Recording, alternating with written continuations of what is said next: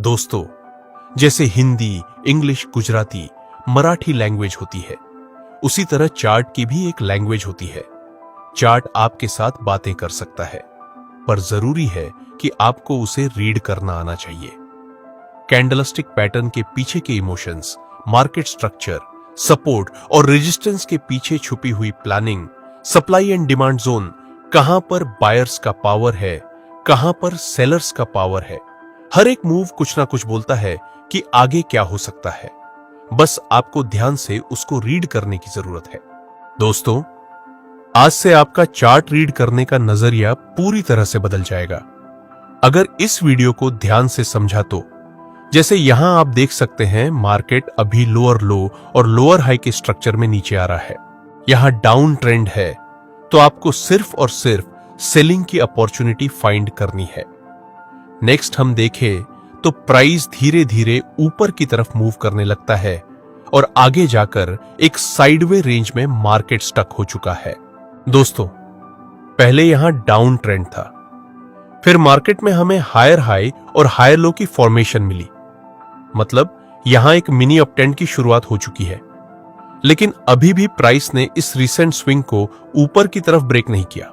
अगर यह mini up trend इस स्विंग को ब्रेक करके ऊपर की साइड जाता है, तभी हम इसको प्रॉपर अप ट्रेंड कंसीडर कर सकते हैं।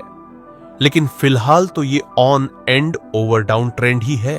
लेकिन हम ये मिनी अप ट्रेंड को भी इग्नोर नहीं कर सकते, इसलिए हम ये 2 पॉइंट को टच करके एक स्मॉल ट्रेंड लाइन ड्रॉ कर देंगे, जो कि आगे ब्रेक भी हो चुकी है। अगर आप supply zone and demand zone देखें तो प्राइस को नीचे आने में सिर्फ कुछ कैंडल का टाइम लगा, लेकिन ऊपर जाने में बहुत सारी कैंडल का टाइम लगा। मतलब इस जगह पर अभी सप्लाई ज्यादा है।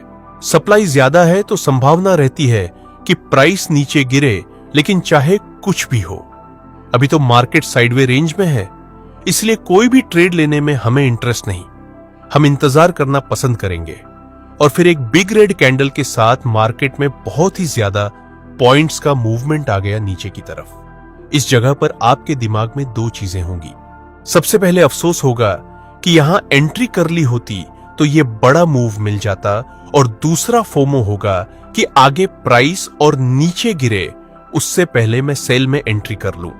लेकिन मैं आपसे कॉमन सेंस का क्वेश्चन करता हूं, आप ही बताइए, जिन जिन लोगों ने यहां सेल में एंट्री की होगी, उन लोगों को बहुत ही जल्दी प्रॉफिट हो गया होगा सिर्फ एक कैंडल में। तो जाहिर सी बात है, सेलर्स अपना प्रॉफिट बुक कर लेंगे। जब सेलर्स प्रॉफिट बुक करेंगे तो प्राइस फिर से हल्का सा ऊपर तो जा ही सकती है। तो फिर फोमो के चक्कर में हम यहां एंट्री क्यों करें? वैसे भी अगर हम यहां सेल में एंट्री करते तो हमारा स्टॉप लॉस बहुत ही ज्यादा बड़ा हो जाता, इसलिए भी हम यहां एंट्री नहीं कर सकते। अभी भी हम इंतजार ही करेंगे। और मजे की बात यह है कि ज्यादा सेलिंग की वजह से यहां सप्लाई जोन क्रिएट हो चुका है, इसलिए यह पूरी साइडवे मूवमेंट को हम सप्लाई जोन की तरह यूज कर सकते हैं। यहां भी सप्लाई ज्यादा थी और यहां भी सप्लाई ज्यादा थी, तो आगे हमें फिर से सेल में एंट्री करने का मौका मिल सकता है। नेक्स्ट हम देखें तो मार्केट थोड़ा सा नीचे आने के बाद धीरे धीरे ऊपर की तरफ मूव करने लगा, और लास्ट में एक डोजी प्लस कंफर्मेशन कैंडल की फॉर्मेशन मिल चुकी है। सप्लाई जोन के पास अब हम सेल में एंट्री कर सकते हैं। प्रॉफिट टारगेट यहां पर रखेंगे और स्टॉप लॉस डोजी कैंडल के हाई से थोड़ा सा ऊपर। नेक्स्ट हम देखें तो हमारा प्रॉफिट टारगेट हिट हो चुका है। दोस्तों, यह जरूरी नहीं कि हमारा प्रॉफिट टारगेट हिट हो गया, जरूरी यह है कि हमने इस जगह पर सेल में एंट्री क्यों नहीं की।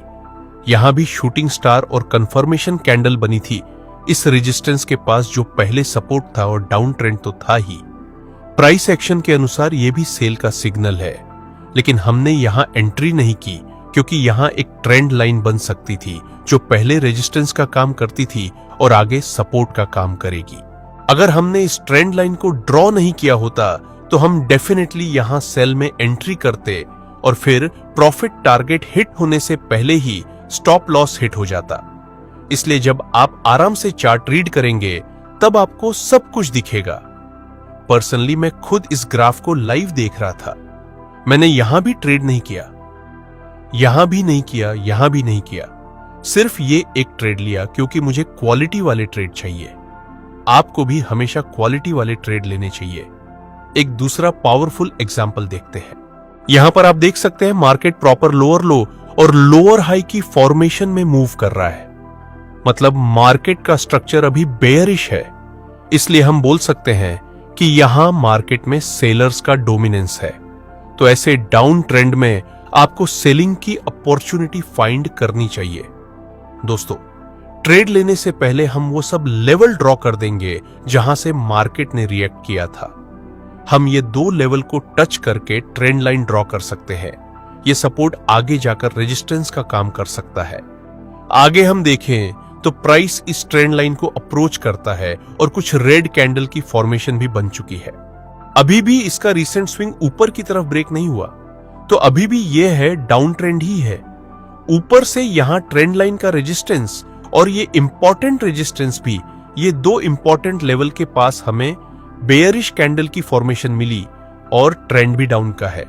अगर हम यहां सेल में एंट्री करेंगे तो हमारा स्टॉप लॉस बहुत ही स्मॉल रहेगा और प्रॉफिट टारगेट इस सपोर्ट के पास, मतलब प्रॉफिट टारगेट बड़ा रहेगा। क्या हमें यहां सेल में एंट्री कर लेनी चाहिए? नहीं, डाउन ट्रेंड है। ट्रेंड लाइन के पास बेयरिश कैंडल की फॉर्मेशन मिली, फिर भी आपको सेल में एंट्री नहीं करनी चाहिए। यहां क्यों एंट्री नहीं करनी चाहिए? इसका रीजन जानने के लिए आपको करेक्टिव और इंपल्सिव मूव का छोटा सा कॉन्सेप्ट समझना चाहिए। देखिए, जब मार्केट किसी अपर ट्रेंड में होता है, उसे समय बीच बीच में जो डाउन मूव मिलती है उसको हम करेक्टिव मूव बोलते हैं, और अपर ट्रेंड के दौरान जो भी अपर साइड के मूव मिलते हैं उसको हम इंपल्सिव मूव बोलते हैं। जैसे यहां एक अपर ट्रेंड था, तो जितने भी डाउन मूव मिले उसको हम करेक्टिव मूव कहेंगे, और जितने भी अपर साइड के मूव मिले उसको हम इंपल्सिव मूव कहेंगे। उसी तरह जब कोई डाउन ट्रेंड होता है, उसमें जितने भी अपर साइड के मूव मिलते हैं उसको हम करेक्टिव मूव बोलते हैं, और जितने भी डाउन साइड के मूव मिलते हैं उसको हम इंपल्सिव मूव बोलेंगे। जैसे कि यहां ये डाउन ट्रेंड है, तो ये सारे डाउन साइड के मूव को हम इंपल्सिव मूव कहेंगे, और ये सारे अपर साइड के मूव को हम कलेक्टिव मूव कहेंगे। इस कॉन्सेप्ट का यूज करके आप पता लगा सकते हैं कि कोई ट्रेंड रिवर्स होगा या फिर कंटिन्यू करेगा। कैसे? आइए देखते हैं। जब किसी अपर ट्रेंड के दौरान इंपल्सिव मूव स्मॉल होने लगे और कलेक्टिव मूव बिग होने लगे, तो समझ लेना कि हो सकता है आगे यह ट्रेंड अपर ट्रेंड में से डाउन ट्रेंड में शिफ्ट हो जाए, क्योंकि हर बार यहां सेलर्स प्राइस को ज्यादा से ज्यादा नीचे पुश कर रहे हैं और आगे ये अपर ट्रेंड डाउन ट्रेंड में रिवर्स हुआ भी। इस तरह किसी डाउन ट्रेंड में इंपल्सिव मूव स्मॉल होने लगे और करेक्टिव मूव बिग, तो हो सकता है कि यह डाउन ट्रेंड अप ट्रेंड में रिवर्स हो जाए, क्योंकि बायरर्स प्राइस को हर बार ज्यादा से ज्यादा ऊपर की तरफ पुश करने में इंटरेस्टेड है। आगे या डाउन ट्रेंड अप ट्रेंड में रिवर्स हुआ भी। चलिए हमारा पिछला एग्जाम्पल कंटिन्यू करते हैं। यहां आप देख सकते हैं पास्ट में इंपल्सिव मूव बिग बन रहे थे एंड करेक्टिव मूव स्मॉल, लेकिन इस बार यह करेक्टिव मूव बहुत ही ज्यादा बड़ा बन चुका है पिछले सब करेक्टिव मूव के कंपैरिजन में। तो हो सकता है यह डाउन ट्रेंड अब एंड हो जाए और एक अप ट्रेंड देखने को मिले। इस वजह से हम यहां पर ट्रेंड लाइन के पास बेयरिश कैंडल की फॉर्मेशन मिलने के बावजूद भी सेल में एंट्री नहीं कर सकते। आइए देखते हैं आगे क्या होता है। एंड में प्राइस ने ट्रेंड लाइन को ब्रेक कर दिया और ये रीसेंट स्विंग भी ब्रेक हो चुका है। सो अब ये एक प्रॉपर अप ट्रेंड की फॉर्मेशन हो चुकी है। नाउ ये अप ट्रेंड है, तो हम बाय की अपॉर्चुनिटी फाइंड कर सकते हैं। आगे हम देखें तो प्राइस हल्का सा नीचे आता है और डोजी प्लस कंफर्मेशन कैंडल की फॉर्मेशन बन चुकी है। दोस्तों, अब हम बाय में एंट्री कर सकते हैं। स्टॉप लॉस रखेंगे इस डोजी के लो से थोड़ा सा नीचे। प्रॉफिट टारगेट हम इस रेजिस्टेंस के आसपास रख सकते हैं। आपको क्या लगता है, हमारा स्टॉप लॉस हिट होगा या फिर प्रॉफिट टारगेट? फाइनली हमारा प्रॉफिट टारगेट कंप्लीट हो चुका है। नेक्स्ट आप देख सकते हैं यहां पर 3 ब्लैक क्रो कैंडल का निर्माण हुआ। 3 ब्लैक क्रो जो कि बेरिश कैंडलस्टिक पैटर्न है, लेकिन हम सिर्फ कैंडलस्टिक पैटर्न को देखकर यहां सेल में एंट्री तो नहीं कर सकते, क्योंकि ऑलरेडी यहां पर एक अपर ट्रेंड है। इसीलिए हम सिर्फ और सिर्फ बाय करने की प्लानिंग कर सकते हैं। नेक्स्ट, एक बार फिर से इस अपर ट्रेंड के दौरान हमें डोजी प्लस कंफर्मेशन कैंडल की फॉर्मेशन मिली। क्या हम फिर से यहां पर बाय में एंट्री कर सकते हैं? बिल्कुल कर सकते हैं। प्रॉफिट टारगेट हम इस रेजिस्टेंस के आसपास रखेंगे, जो पहले भी एक बार रेजिस्टेंस था। इसमें हमारा स्टॉप लॉस भी स्मॉल रहेगा और प्रॉफिट टारगेट भी स्मॉल रहेगा। नेक्स्ट, दूसरी बार भी हमारा टारगेट कंप्लीट हो चुका है।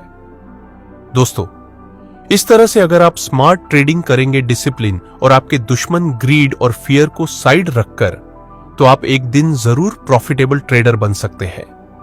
आई होप कि आपको चार्ट रीडिंग की टेक्निक अच्छे से समझ में आई होगी। अगर आपको लगता है कि आपने इस वीडियो से कुछ भी सीखा है, तो वीडियो को लाइक, शेयर और सब्सक्राइब जरूर करें। और अगर कोई क्वेश्चन हो तो कमेंट बॉक्स में जरूर पूछें। साथ ही अगला वीडियो आप किस टॉपिक पर देखना चाहते हैं, यह भी कमेंट में जरूर बताएं। जिस टॉपिक की सबसे ज्यादा डिमांड हो, हम उस पर वीडियो बनाएंगे। वीडियो देखने के लिए आप सभी का बहुत बहुत धन्यवाद। मिलते हैं अगले वीडियो में। तब तक के लिए जय हिंद।